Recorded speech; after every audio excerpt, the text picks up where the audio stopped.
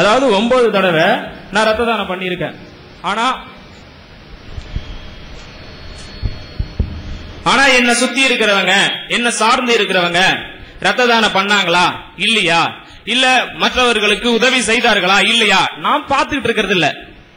அதே மாதிரி அவங்கள இப்ப இவங்க இந்த நேரத்துக்கு இவங்க உச்சா போனாங்க இல்ல வெளியே போனாங்க அப்படின்னு நான் பாக்குறது இல்ல.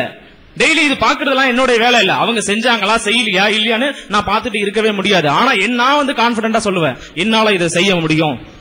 ஆனா கொள்கை பரப்ப முடியாது. நான் சரியா நடந்துக்கிறப்பா, உங்க கடவுள் சொல்றாருல, எங்களுக்கு எல்லாருக்கும் அறிவு கொடுத்திருக்காரு, இறை வேத நூல் கொடுத்திருக்காரு, இத படிச்சு இதன் வழி நாங்க நடப்போம். நீங்க சொல்றீங்களா, நீங்க எதுக்கு மத்தவங்களுக்காக எடுத்து சொல்லணும் அவசியம் ஏற்படுது? எனக்கு அறிவு இருக்கு, நான் பார்த்து புரிஞ்சுக்கிறேன், நான் பார்த்து தெரிஞ்சுக்கிறேன். நான் யாருக்கும் எடுத்து சொல்லக்கூடிய அவசியம் எனக்கு ஏற்படல. அதனால நான் சொல்லக்கூடிய அவசியமும் எனக்கு வரல. அதனால நான் சொல்ல வேண்டிய ஒரு கட்டாயத்துல இல்ல. எனக்கு பாத்தீங்கன்னு வச்சுக்கோங்களேன், மாலை போடுறதல், அதாவது பர்த்டே, ஒரு நிமிஷம், மாலை போடுதல், பர்த்டே கொண்டாடுதல் அப்படின்னு ஐயா அவர்கள் சொன்னார்கள். அதுக்கு பாத்தீங்கன்னு வச்சுக்கோங்களேன், இப்ப நான் என்னுடைய பர்த்டேவை நான் சிறப்பா கொண்டாடுறது இல்ல. நிறைய ட்ரஸ்டுங்க இருக்கு. அந்த ட்ரஸ்டுங்களுக்கு பாத்தீங்கன்னா அனாத ஆசிரமங்களுக்கு நிறைய செய்யணும் அப்படின்னு நான் நினைப்பேன். ஆனா நான் செய்யணும்னு நினைப்பேன், என்ன சுத்தி இருக்கிறவங்க செய்யணும்னு நினைப்பாங்களா, அதை நான் பாத்துட்டு இருக்கேனா இல்ல. ஐயா அந்த மாதிரி உள்ளவங்களை நான் பாத்துட்டு இருக்கேன். எப்படின்னு அதை எப்படி கட்டாயமா சொல்ல முடியும், உறுதியா சொல்ல முடியும்? அவரு செஞ்சிருக்காரு, அதை ஒத்துக்கலாம், அவரு பாத்துட்டு இருக்காரு. ஆனா அவங்க கூட இருக்கிறவங்க எத்தனை பேர் இதை உண்மையா செயல்படுத்துறாங்க, செஞ்சிட்டு இருக்காங்க அப்படின்னு அவங்களால உறுதியா கட்டாயமா சொல்ல முடியுமா? காலையில எத்தனை மணிக்கு பாத்ரூம் போனாங்க சொல்ல முடியுமா? முடியாதுல்ல.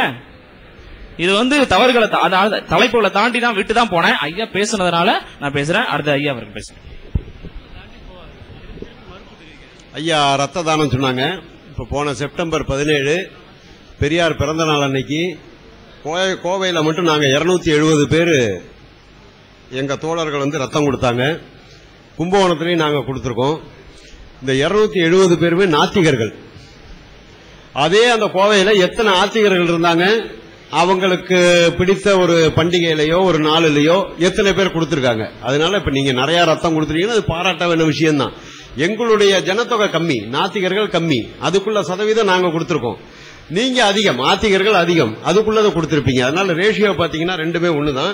அப்புறம் இன்னொன்னு ஐயா சொன்னாங்க, ரொம்ப வரவேற்கத்தக்கது, ஒரு திருமண பத்திரிகை கூட நாங்க அடிக்கிறது கிடையாது.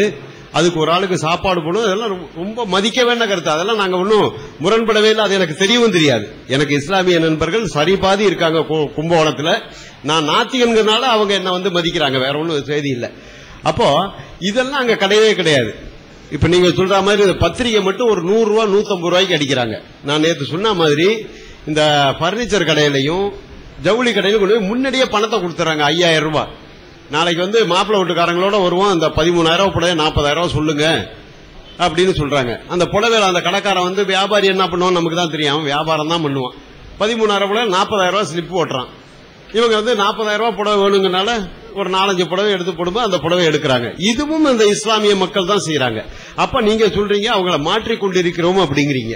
ஏன் அவங்க மாற்ற வேண்டிய கட்டத்துக்கு ஏன் அவங்க ஆளானாங்க? அவங்க இந்த வழி மாறி போறதுக்கு என்ன காரணம்? அப்ப அந்த இஸ்லாத்தை அவங்க ஏத்துக்கலையா? இந்த குர்ஆனை அவங்க படிக்கலையா? அப்ப இந்த கடவுளை அவங்க ஏத்துக்கலையா? ஏன் நீங்க மாத்துறீங்க? அதுக்கு தயவு செய்து நீங்க பதில் சொல்லுங்க. இந்த மாற்றத்தை உண்டு பண்ணியிருப்பது உங்களுடைய இயக்கமா அல்லது உங்களுடைய இறைவனா? தயவு செய்து அதை சொல்லுங்க. இறைவன் சொன்னா நாங்க கண்டிப்பா ஏத்துக்க மாட்டோம். உங்களுடைய முழு உழைப்பு, உங்களுடைய இயக்கம் அது உண்மையாக இருந்தால் அதுக்கு எங்களுடைய பாராட்டு கண்டிப்பா உண்டு. அதுக்கு இறைவன் மேல பழி போட்டீங்கன்னா நாங்க ஒத்துக்க மாட்டோம். நீங்க செய்யற காரியம் நல்ல காரியம் தான். இந்த மாதிரி ஏழை பெண்கள் திருமணம், அனாவசிய செலவெல்லாம் குறைக்கணுங்கிறது வரவேற்கத்தக்க, அது பகுத்தறிவு, வேற ஒண்ணும் கிடையாது. ஆனால் இது ஏன் எல்லா இஸ்லாமியரும் அதை ஏற்றுக்கொண்டு செய்யவில்லை? இன்னமும் நீங்க ஒரே ஒரு நாள் கும்பகோணம் திருமண சமயத்துல அந்த கடைகளுக்கெல்லாம் போய் நிற்போம். எத்தனை பேர் பணத்தை கத்தையா கொடுத்துட்டு போறாங்கன்னு பாருங்க. முதல் நாள் அவங்க எப்படி இருக்கிறாங்கன்னா, இன்னைக்கு 5000 ரூபாய் அட்வான்ஸ் கொடுத்துருவாங்க. ஒருவேளை இந்த கடையில ஜவுளி வாங்காம வேற கடையில வேணா அந்த கடைக்காரன் 1000 ரூபாய் எடுத்துட்டு 4000 ரூபாய் திருப்பி கொடுப்பான். பர்னிச்சர் கடையில ஒரு டோக்கன் ஒன்று கொடுத்துருவான், 5000 ரூபாய் பெற்றுக்கொண்டேன்னு. அவங்க செல்போன் நம்பர் எழுதிட்டு இதுதான் டோக்கன். அவங்க கடையில போய் பர்னிச்சர் எடுத்தா அந்த 5000 ரூபாய் கழிச்சுக்குவோம், இல்லனாக்கா 4000 ரூபாய் திருப்பி கொடுப்பான். இது சாதாரணமா நடந்துட்டு இருக்கு. ஏன் அந்த மக்களையும் நீங்க உங்க இயக்கத்துல சேர்த்து திருத்தவில்லை? அது மாதிரி செஞ்சீங்கன்னா நாங்க உங்களுக்கு முழு ஆதரவு கொடுக்க தயார். ஆனா மார்க்கத்துக்கு வர மாட்டோம், முழு ஆதரவு கொடுக்க தயார். எங்களுடைய நோக்கம் அதுதானே ஐயா. எல்லாருமே மனிதனா வாழணும், மகிழ்ச்சியா வாழணும், ஒருத்தன் மேல ஒருத்தன் கீழே இல்லாம ஒரு இதா வரணுங்கிறதுக்கு நீங்க பாடுபடுறது எனக்கு இப்பதான் தெரியும். உண்மையிலுமே இப்போ இந்த தௌஹீத் ஜமாத் வந்து அது செய்யுதுன்னு இப்ப நீங்க சொல்லிதான் எனக்கு தெரியாது. நான் உங்களை ஒரு இஸ்லாமியரா தான் பார்த்தேனே தவிர, ஏன்னா நான் பழகின இஸ்லாமியர் அப்பேற்பட்ட இஸ்லாமியர்கள் கும்பகோணத்துல. அவங்க இயக்கம் அங்கேயும் கூட இருக்கலாம், நான் இல்லைன்னு சொல்ல முடியாது. அதனால அது மாதிரி இருக்கிறத வரவேற்கிறோம். ஏன் இது வந்து நீங்க மாற்ற வேண்டிய கட்டம் ஏன் வந்தது? ஏன் இது உங்க இறைவன் முன்னாடியே செய்யல? ஏன் அவங்க அந்த வழி தடம் புரண்டு அந்த பக்கம் ஏன் போனாங்க அப்படிங்கறத தயவு செய்து எனக்கு விளக்குங்க. ஒரு நிமிஷம். சகோதரர்களுக்கு வணக்கம்.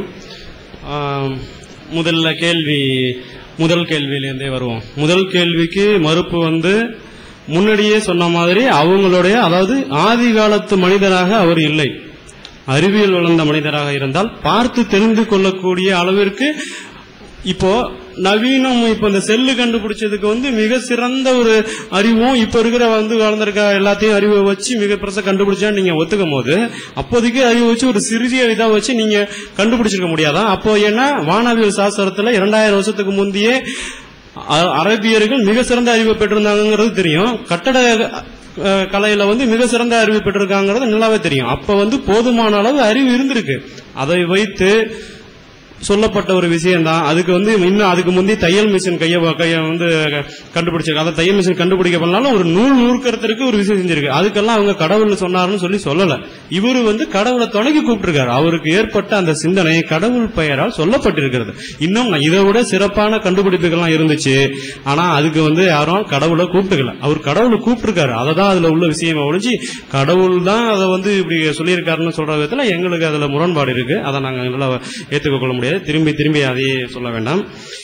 இரண்டாவது கேள்வியாக சொல்லப்பட வந்து இந்த வானவியல் இதுல வந்து சொல்லக்கூடிய விஷயம், அதாவது ஐயா அவர்கள் சொன்ன இந்த வானவியல் இதை பத்தி, அதுக்கு முன்னாடியே வானவியல் அறிவியல் இருந்ததுங்கிறது ஒரு இதா இருந்தாலும் அவர் வந்து நேரடியான விஷயத்தில் ஃபாலோ பண்ணி சொல்லல. இதுக்கு முந்தி ஈஞ்சில் வேதத்திலிருந்து ஒட்டுமொத்த கருத்தையும் எடுத்துக்கொண்டு ஒரு சில மாற்றங்கள் செய்து, அதாவது முதல் அப்படி நம்ம உள்ள போனோம்னா என்ன சொல்லுவாங்கன்னா, முதல்ல வந்து இரவு பகலை படைச்சிட்டு அதுக்கப்புறம் வானம் பூமியை படைச்சிருக்கோங்கிறது இவங்க மாத்திட்டாங்க. முதல்ல வந்து வானம் பூமி இருந்துச்சு, அப்புறம் இரவு பகல், அதாவது சூரியனும் சந்திரனையும் 2ஆம் நாள் படைத்திருக்கிறார்கள். முதல் நாள் வந்து பூமியையும் மற்ற இதையும், அதாவது வெளிச்சத்தையும் இருட்டையும் படைச்சதா சொல்லும் போது முரண்பாடு வரும். அதுல அந்த முரண்பாடு வந்து இவங்க சரி செஞ்சு அதை அப்படியே எடுத்திருக்காங்க. அதை இவங்களால மறுக்க முடியுமா?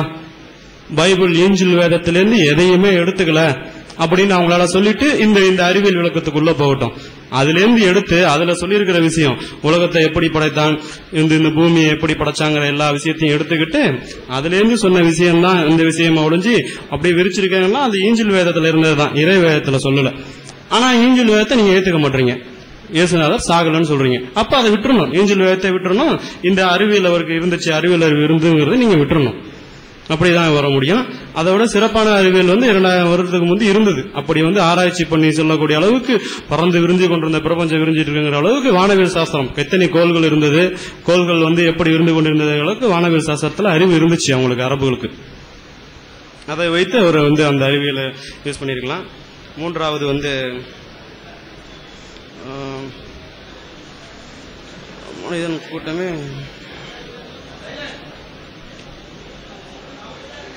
அதாவது அந்த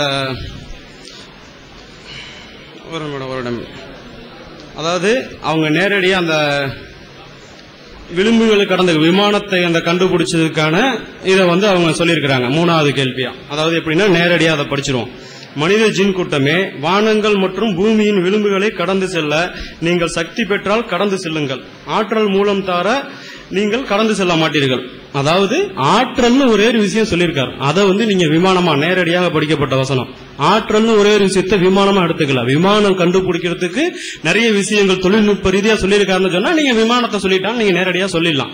ஆற்றல்னு ஒரு விஷயம் சொல்லியிருக்கிறாங்க. அந்த விமானம் அப்படின்னா அதுல கடவுளோட செயல் இருக்குன்னா அதுக்கு 1400, அதாவது ஒரு 50 வருடத்துக்கு முன்னாடி வந்து கண்டுபிடிக்கப்பட்ட, அதாவது ஒரு 100 வருடத்துக்கு முன்னாடி அக்யூரஸாக சொன்னா அந்த கிளைடர் வந்து கண்டுபிடிக்கப்பட்ட வருஷத்து வரைக்கும் காத்துக்கிட்டு இருக்க வேண்டிய அவசியம் இல்லை. விமானத்தை தான் அவர் சொல்லியிருந்தாருன்னு சொன்னா எப்படி ஆராய்ச்சி பண்ணி கொஞ்சம் வருஷத்துக்கு முன்னாடியே கண்டுபிடிச்சிருக்கலாம். அவர் விமானத்தை சொல்லல. அவர் வந்து எப்படி சொல்லியிருக்காருன்னா, திரும்பியும் மனித ஜின் கூட்டமே வானங்கள் மற்றும் பூமிகளை கடந்து செல்லுங்கள். நான் இப்ப சொல்றேன், மனிதர்கள் ஜின் கூட்டமே நீங்கள் 1000 வருடம் வாழுவதற்கு தகுதி இருந்தால் வாழுங்கள், நீங்கள் ஆற்றல் இருந்தால் வாழுங்கள். அப்படி சொன்னா அது இறை வேதம் ஆயிடுங்களா? ஆற்றல் இருந்தால் வாழுங்கள் சொன்னா அந்த ஆற்றலை தேடுங்கள், நாளைக்கு வாழலாம். ஜீன்ல மாற்றங்கள் செஞ்சா முதுமை அடையக்கூடிய செல்லுகளை மாற்றினால் முதுமையை கொடுக்க ஜின்னு கண்டுபிடிச்சிட்டாங்க. அந்த ஜீன் வந்து நோய் இல்லாத ஜீனா இருக்கிற பட்சத்துல அதை வந்து அந்த ஜின்னை மாத்தக்கூடிய, அதாவது ஜின்னுல ஜீனை மாத்தக்கூடிய விதத்துல 1000 வருடம் வாழக்கூடிய மனிதனை கண்டுபிடிக்க போறாங்க. இது அறிவியல்.